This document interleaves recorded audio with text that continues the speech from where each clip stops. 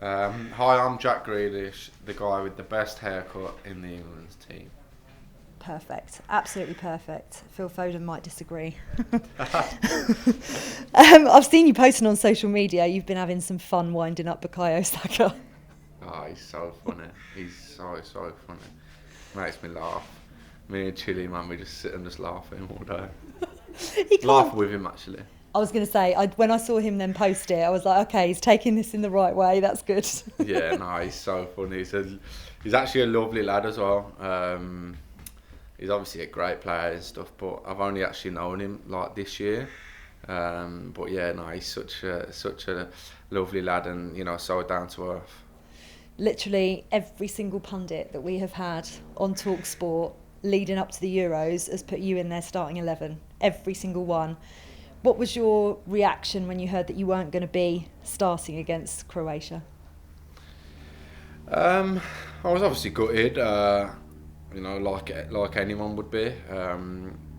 But as soon as the game ends, you've got to think of it from a team perspective, and that's what I did. I was absolutely over the moon for the team. We got the win, our first ever in an opening game. At the Euros. So, it was a big stepping stone for the lads against a good Croatia team as well.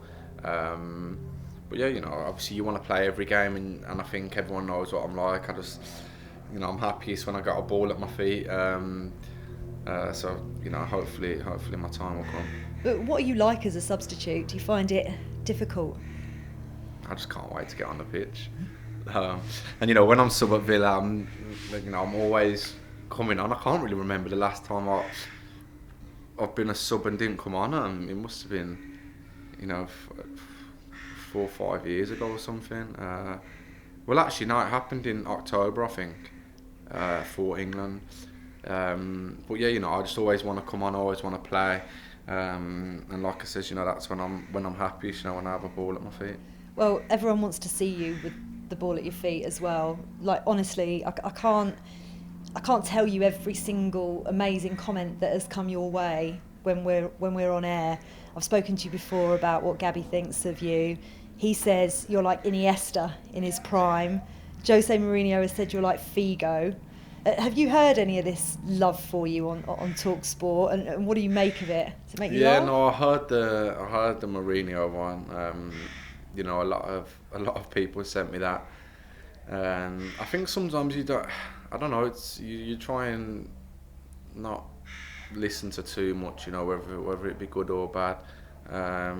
It's always nice when people are speaking about you, especially someone like Jose Mourinho. Who's done so much in the game, who's such a popular man in football. And he's not short of football knowledge. So for him to say something like that, and Luis Figo was someone who, I looked up to, as when I was a kid. He was obviously an unbelievable player. But yeah, I think the main thing was it coming from Mourinho, who's obviously, like I said, an unbelievable manager. He's done unbelievable things in the game. And yeah, hopefully one day I could play under him. Oh, that'd be fun. He'll love to hear that. I'm sure of it. I've said to you before that Gabby's your biggest fan as well. Like, literally every Saturday night, he's singing your praises. Have you got a message for him? He's going to be on the breakfast show tomorrow. I love you, Gabby. No, I get on well with Gabs. I think he's a bit we're from the same area. From obviously both from Birmingham, both grew up supporting Villa, both played for Villa. Boyhood fans and stuff. So I think we're quite similar. So we see things the same, especially around like Aston Villa, stuff about Villa. So Gabby was someone that I've told him this so many times, and he loves hearing it. He was someone that I looked up to so much when I was a kid. He was the main man at Villa when I was coming through the academy, always scoring against the Blues and stuff, and that was someone that I just looked up to. So when I got into the first team, Gabby took me under his took me under his wing, you know, and yeah, he just helped me so much, you know. I still speak to him now a lot on WhatsApp, so I think that's a reason probably why he's my biggest fan. And you know, I've been with Gabby's seen my journey from when I was here, you know, training through the academy and stuff, to the man that I am now. So I think that's why he probably does sing my praises. Well, there are other reasons as well. Your football does the talking there.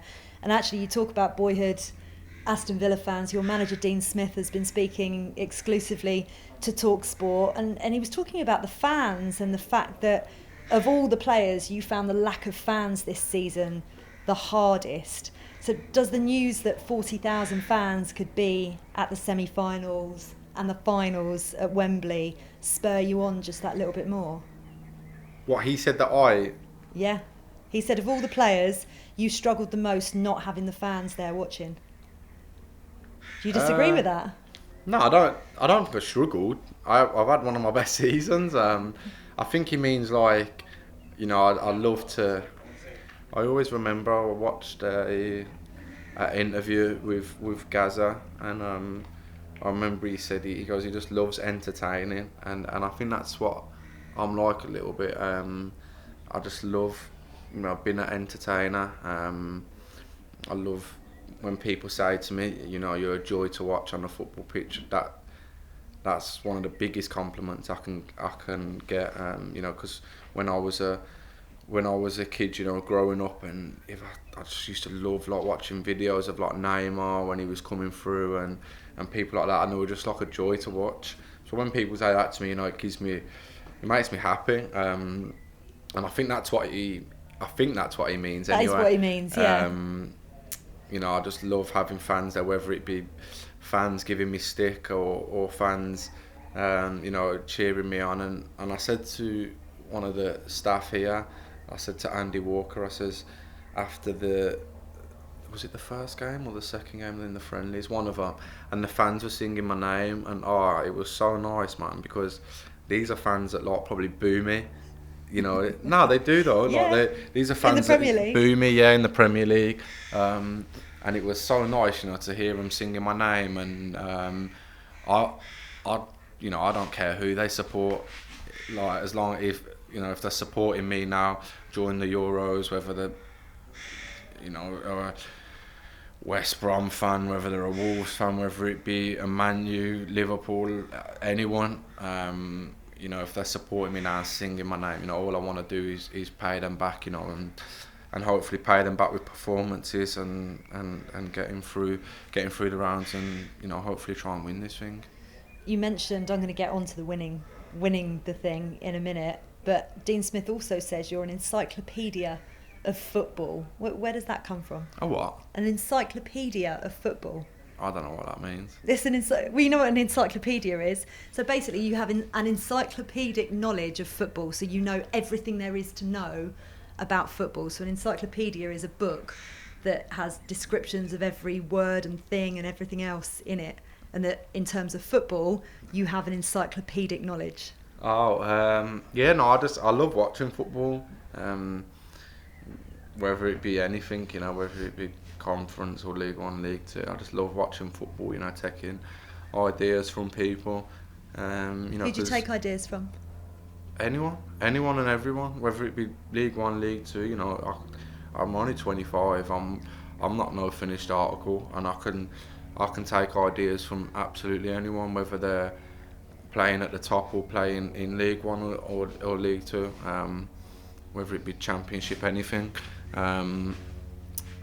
Yeah, I love obviously watching football on my way to games. I watch football on YouTube, you know, to get myself in the mood. I listen to one of my own songs in my headphones, and then on my other phone I just put like a YouTube video on, whether it be, you know, Coutinho, De Bruyne, any of these guys. Suarez I like watching. I know he's a striker as well, but I still like watching him and stuff that he does, you know. I always remember, this might sound stupid, right? I remember the touch that I done against Belgium where I flicked it over someone's head. Yeah. remember watching the night before Suarez's video, and he done that against, I think it was Jerome Boateng for Bayern Munich, and he done it the night, well, he didn't do it the night before, but when I was watching, he done it, and then the next day, I don't know, it must have just come to my mind, and I just done it, and it obviously just come off. But stuff like that, you know, I never stop learning, and I love watching football. Last night I watched Cristiano Ronaldo's new, I don't know, it's not really, it's a bit of a documentary, it's on BBC. I watched that on BBC iPlayer, so yeah, no, I just always watch stuff, and I think that's why the manager probably thinks that.